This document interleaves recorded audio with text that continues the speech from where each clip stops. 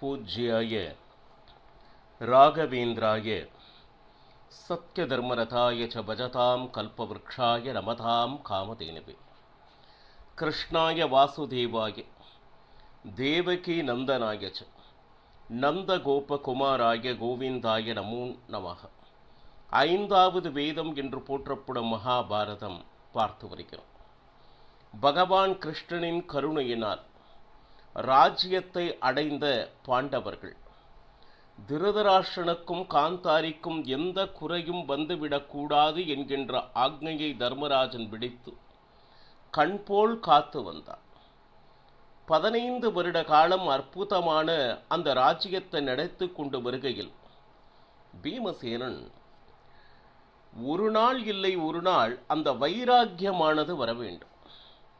100 குழந்தைகளை இழந்த பின்னும் அந்த ராஜ்யத்தில் இருக்கக்கூடிய சுகபோகத்திலிருந்து அவன் வெளியே வரவில்லை என்றால் பின் எப்படி வைராக்கியம் வரும் என்பதனை கருத்தில் கொண்டு யாரையெல்லாம் கொல்ல வேண்டும் என்று திட்டம் தீட்டினீர்களோ அவர்கள் வீட்டில் அமர்ந்து கொண்டு அன்னம் உண்கிறீர்களே, வெட்கமாக இல்லையா? இது நாய் போன்ற செயல் என்று மனதை காயப்படுத்தும்படி பேசினான் பீமசேனன். தீர்த்த யாத்திரை முடிந்து விதுரன் வந்தவுடனே இந்த விஷயத்தை சொன்னான். பீமசேனன் சொன்னது சரி என்று விதுரனும் அதனை ஆமோதிக்க ஒரு நிலையில் திருதராஷ்டிரனுக்கு நிஜமாலுமே வைராக்கியம் வந்தது.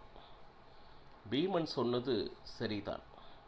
நம்மை சுற்றி பாராட்டுதல்களையே கொடுத்து கொண்டிருக்கக்கூடிய எத்தனையோ பேர் இருப்பார்கள். நம்மிடம் இருக்கக்கூடிய குறைகளை யாராவது சுட்டி காண்பித்தால் அவர் மேல் நிச்சயம் கோபம் வரும் ஆரம்பத்தில். ஆனால் உண்மை என்னன்னா, நாம நல்லா இருக்கணும் அப்படின்னு நினைக்கிறவங்க வேற யாரும் இல்லை. இந்த குறைகளை யார் சுட்டி காண்பிக்கிறார்களோ அவர்களை. இப்போ திருதராஷ்டிரனும் சரி காந்தாரியும் சரி இந்த ராஜ்யம் வேண்டாம், சுகபோகம் வேண்டாம், காட்டிற்கு செல்லலாம் என்கின்ற உறுதியான முடிவினை எடுத்தனர். இந்த விஷயம் தர்மராஜனுக்கு வந்தவுடன் உடனே வந்து தடுத்தார். நீங்கள் இந்த வயோதிக காலத்தில் காட்டிற்கு சென்று என்ன செய்ய போகிறேன்? மாறாக நான் காட்டிற்கு செல்கிறேன். இந்த ராஜ்யத்தை நீங்கள் ஆள வேண்டும் என்று தர்மராஜன் ஆரம்பித்தார்.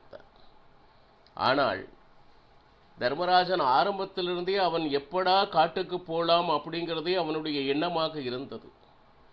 யார் சொல்லியும் கேட்பதாக இல்லை.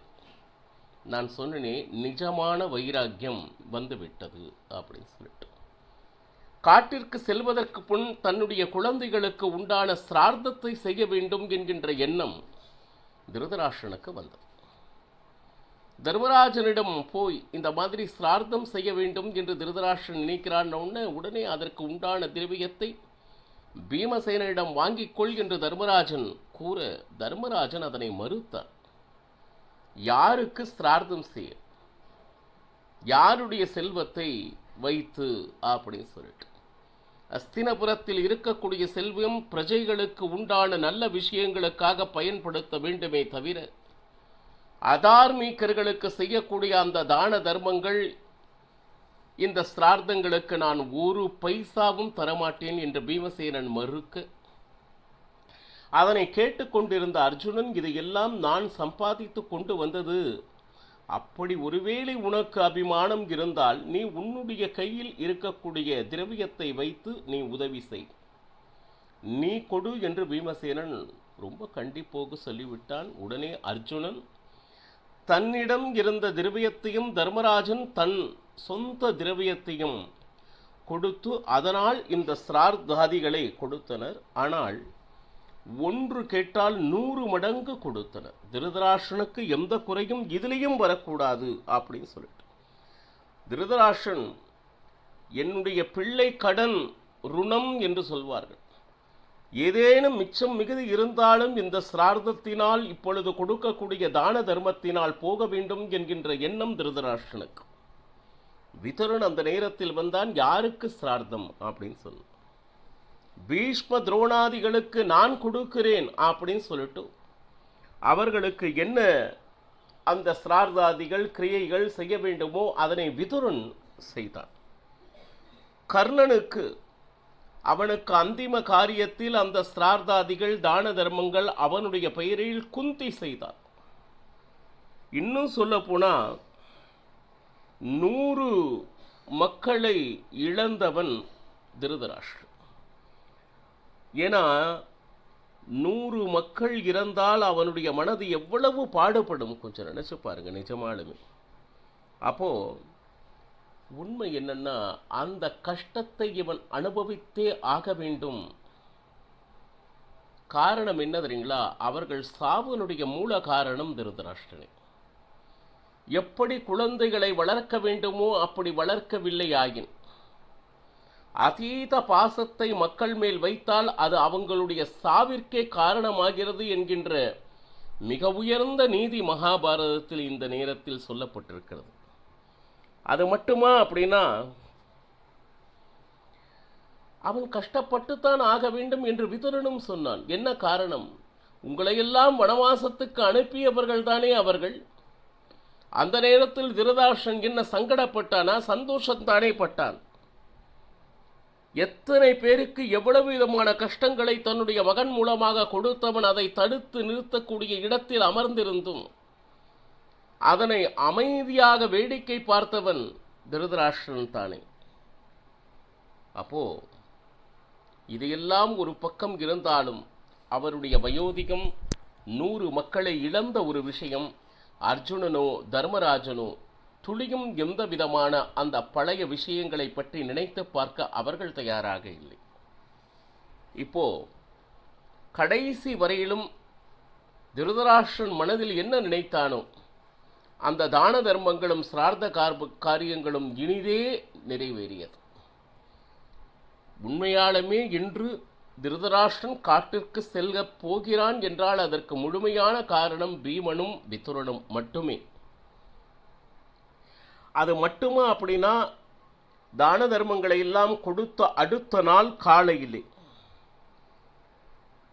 அங்கு இருக்கக்கூடிய அத்தனை பெரியவர்களுக்கும் நமஸ்காரம் செய்தார். தன்னை விட வயது குறைந்தவர்களுக்கு தன் ஆசீர்வாதங்களை கொடுத்தார். கார்த்திகை மாதம் பௌர்ணமி அன்று யாகங்களை நடத்தினார். அந்த யாகத்துக்கு பேர் இஷ்டி யாகம் என்று சொல்வார்கள். அந்த யாகத்தை செய்து அந்த யாகத்தினுடைய அக்னியை கையில் பிடித்து கொண்டு அது என்ன அப்படின்னு கேட்டீங்கன்னா அந்த அக்னியினால் தான் தன்னுடைய ஈம காரியம் செய்ய வேண்டும். இந்த அக்னி ஹோத்திரம் என்று சொல்வார். தினசரி யாகங்களை காலை மாலை 2 நேரமும் செய்ய வேண்டும் என்பது நியதி.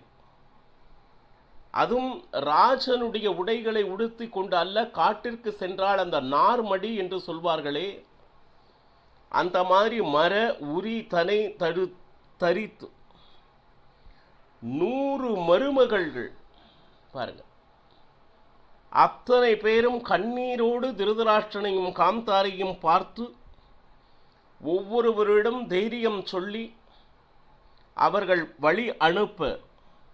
ஏன்னா கடைசி அடி எடுத்து வைக்கிறார்கள். இனிமேல் இந்த ராஜ்யத்திற்கும் இவர்களுக்கும் எந்த சம்மதமும் இல்லை, என்றுமே திரும்ப போவதில்லை. அது எப்படி அப்படின்னா ஜன சமுத்திரம் இருந்தது. அனைவரது கண்களிலும் தாரை தாரையாக கண்ணீர். நெற்பொறிகளையும் பூக்களையும் தூவி வழி அனுப்புவதற்காக அஸ்தினபுரத்தில் இருக்கக்கூடிய அத்தனை பேரும் அந்த இடத்துல கூடியிருந்தாங்க. அது மட்டுமா அப்படின்னா இதனால் வரை தான் ராஜ்யம் ஆள்கின்ற சமயத்திலே எத்தனை சேவகர்கள் சேவை செய்தார்களோ அவர்களுக்கு உண்டான சன்மானத்தையும் கொடுத்து அவர்களை சந்தோஷப்படுத்தினார். எப்போ கிளம்ப போறாங்க, இனிமேல் நாம் இவர்களை பார்க்க போவதில்லை என்று அறிந்தவுடன் தர்மனுடைய உடம்பு நடுங்க ஆரம்பித்தது. கீழ் விழுந்தார். அர்ஜுனன் வந்து தர்மராஜனை எடுத்தான். மனம் கலங்காதே தர்மராஜா. கூடவே அவர்கள் மட்டும் செல்லவில்லை, இவர்களும் கூடவே சென்றனர். யாரு? பாண்டவர்கள் அத்தனை பேர். தர்மராஜன், அர்ஜுனன், பீமன், நகுலன், சகாதேவன். தேசமே கண்ணீர் விட்டு அழிதது, இப்பேற்பட்ட ராஜனை நாம் இழக்கிறோமே அப்படின்னு சொல்லிட்டு. பாருங்க, முதலில் குந்தியினுடைய தோளிலே காந்தாரியினுடைய கைகள், காந்தாரி தோளிலே திருதராஷ்டிரனுடைய கைகள். இப்படி வரிசையாக இவர்கள் அந்த ராஜ்யத்திலிருந்து கிளம்பி காட்டிற்கு உண்டான பயணத்தை ஆரம்பித்தனர். உண்மை என்னன்னா, பார்க்க போனோம் ஏதோ நிறைய கெட்டது செய்த மாதிரி இருக்கும். ஆனால் ஸ்வபாவத்தில் நிஜமாலுமே திருதராஷ்டிரன் மிகவும் நல்லவன். இல்லை என்றால் எத்தனை மக்கள் வழி அனுப்புவதற்காக கூடியிருப்பார்களா? அனைவரது கண்கள் மட்டுமல்ல, மனதும் கலங்கியது. அது எப்படி இருந்தது அப்படின்னா, பாண்டவர்கள் அந்த பகடையாட்டத்தில் அனைத்தையும் இழந்து வனவாசத்திற்கு சென்றும் பொழுது எப்படி அவர்கள் அத்தனை பேரும் துக்கித்தார்களோ, அந்த மாதிரி துக்கத்தை அஸ்தினபுர மக்கள் அனுபவித்தார்கள் திருதராஷ்டிரன் காட்டிற்கு கிளம்பும் பொழுது அப்படின்னு சொல்லிட்டு. அந்த புறத்தில் இருக்கக்கூடிய பெண்கள் சூரிய சந்திரர்களையே பார்த்ததில்லை. ஆனால் அவர்கள் கூட யாருமே அரண்மனையில் இருக்கவில்லை. அனைவருமே வெளியே வந்து இவர்களை வழியெடுப்ப கண்களில் நீரோடு அந்த இடத்தில் இருந்தனர். அங்கு இருந்த ஒவ்வொரு வீடுகளின் மேலையும் மாடிகளிலும் பெண்கள் இருந்து கொண்டு கண்ணீர் மல்க அந்த காட்சியை பார்த்து துக்கித்து நின்றனர் அப்படின்னு சொல்லிட்டு எழுதுறாங்க. இன்னும் சொல்ல போனால், திருதராஷ்டிரன் ஜன சமுத்திரத்திற்கு நடுவில் சிரமப்பட்டு ஒவ்வொரு அடியையும் எடுத்து வைக்கக்கூடிய இடத்தில் இருந்தார். எப்பொழுது இவர்கள் கிளம்பினார்களோ, விதுரனும் சரி சஞ்சயும் சரி இவர்கள் கூடவே கிளம்ப தொடங்கினர். ஏன்னா சஞ்சயனும் சரி விதுரனும் சரி சாமானியமானவர்கள் அல்ல. திருதராஷ்டிரனுடைய மிக மிக மிக மிக நெருக்கமான நண்பர்கள். அவ்வளவு அன்பு. எப்பொழுதெல்லாம் தவறான வழியில் அவன் சிந்திக்கிறானோ அப்பொழுதெல்லாம் எவ்வளவோ நல்வழிப்படுத்துவதற்கு கூட இருந்த இவர்கள் இருபேரும் செய்த சகாயம் இவ்வளவு என்று சொல்லி வாழார். திருதராஷ்டிரனை காட்டிற்கு தனியா நாங்கள் அனுப்ப மாட்டோம், நாங்களும் கூட செல்கிறோம் என்று விதுரனும் சஞ்சயனும் கூட கிருபாச்சாரியார் யூட்ஸையும் கிளம்பினார். ஆனால் அவர்களை தடுத்து நிறுத்தினர். நீங்க எங்க வரீங்க வயசான காலத்துல, தயவு செய்து இருங்க அப்படின்னு சொல்லிட்டு. உடனே எல்லாரும் வந்து கொண்டிருந்த நேரத்திலே போரும், நாங்கள் செல்கிறோம், நீங்கள் எல்லாரும் அரண்மனைக்கு செல்லுங்கள் என்று திருதராஷ்டிரன் கூற, இதுல என்ன விஷயம்னா, திடீரென்று குந்தி தர்மராஜனை அழைத்து, அப்பா சகதேவனை நல்லா பார்த்துக்கணும், அவன் சாமானியன் அல்ல அப்படின்னு சொல்லிட்டு தர்மராஜனை பார்த்து குந்தி சொல்கிறார். ஏன் பாருங்க, திடீரென குந்தி இந்த தர்மத்தை தர்மராஜனை பார்த்து சொல்வதற்கு என்ன காரணம் அப்படின்னு சொல்லிட்டு. என்னைக்குமே கர்ணனை மறந்து விடாதே தர்மராஜா, அவனுக்கு என்னென்ன காரியங்கள் செல்ல வேண்டுமோ நேரப்படி தான தர்மங்களை அவனுடைய பேரிலேயே செய்து அவனுடைய ஆத்மாவை உத்தாரம் செய்ய வேண்டியது உன்னுடைய பொறுப்பு தர்மராஜா. நான் மகா பாபியானவன். கர்ண குண்டல கவச்சத்தோடு பிறந்த ஒரு குழந்தையை பிரிந்த மகா பாபி நான். இன்னும் சொல்ல போனா, குந்தி இதையெல்லாம் சொல்வதை பார்த்த உடனே ரொம்ப மனதம் தர்மராஜனுக்கு கலங்கியது. திடீரென ஏன் இந்த உபதேசங்களை கூறிக்கொண்டிருக்கிறாள்? எந்த காரணத்திலும் திரௌபதியினுடைய மனசு கஷ்டம் வரும்படி யாரும் நடந்து கொள்ளக்கூடாது, தெரிகிறதா அப்படின்னு சொல்லிட்டு குழந்தைகளை பார்த்து குந்தி சொல்ல ஆரம்பிச்சார். நீங்கள் அனைவரும் ஒற்றுமையாக இருப்பதே நம்ம குலத்தினுடைய மிக மிக மிக பலமானது தர்மராஜா. நீங்கள் அனைவரும் ராஜ்ய பரிபாலனம் செய்யுங்கள், நானும் இவர்களுடன் காட்டிற்கு செல்கிறேன். இதுவரை மூச்சு கூட விடாத குந்தி.